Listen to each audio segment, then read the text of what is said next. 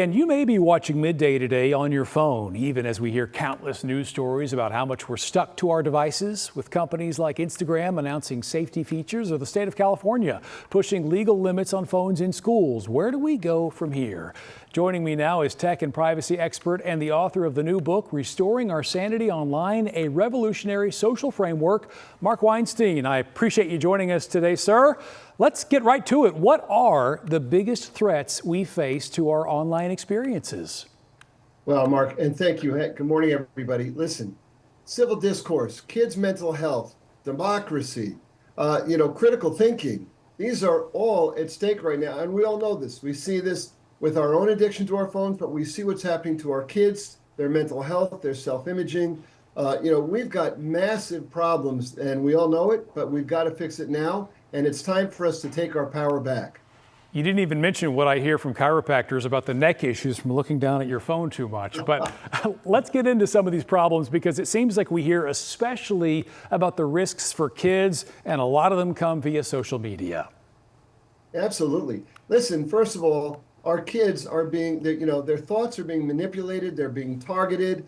They're being fed very disruptive, sexual, all kinds of crazy content that they're not suited for. And you mentioned Instagram's new policies, Mark, but these are a facade. So this is not unlike Facebook's history, their 20-year history of facade fixes. So there is no user ID verification yet. So they're gonna, you voluntarily are gonna, volunteer your age. And we know kids lie about their ages to get on social media. And they're, so the whole idea of what Instagram is proposing, and also they're going to keep this is Meta, remember Instagram's owned by Meta, they're going to continue their data collection. All the kids' data is still going to go right into the huge data ecosystem. Kids are going to still be watching 5 to 7 hours a day, and 10 to 12-year-olds are stuck on their phones too. We've got to fix this.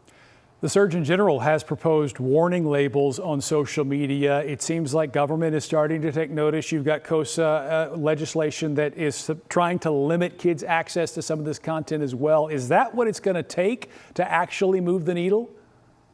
Well, listen, now everybody, KOSA is great. That's the Kids Online Safety Act. So it's in the House right now, so make sure to call your House of Representatives, your congressman, congresswoman, and make sure that they are voting to pass this bill now. Bipartisan, Senate already passed it. It's going to take more than that. Listen, a warning label, did cigarette warning labels work? Do they work? The answer is, sadly, no.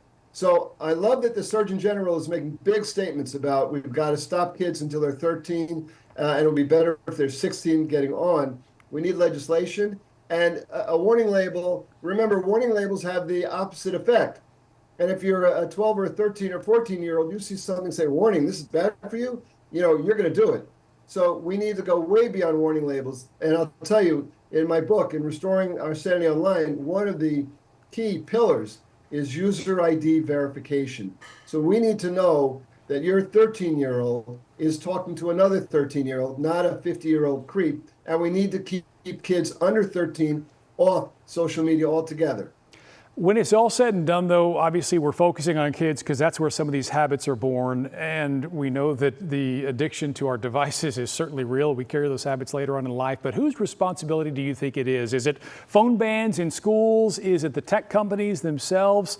Is it government? Who should be acting? Well, listen, the free market is not working right now. And this is the biggest problem. Because what happens, and in the book, I'm going to talk about the parallels between big agriculture, big energy, and big tech. When they become monopolies, they stop being ethical. They stop being worried about the impact on human beings. So we need government antitrust regulation that works. And we saw the government recently take action against Google. This is amazing. Now there's a case against Facebook. They can break them up. We can get what's called data portability. We can change privacy regulations so that we control our data, not big tech companies. And we got to get the free market working. And listen also, Mark, parents, remember, kids do what you do, not what you say.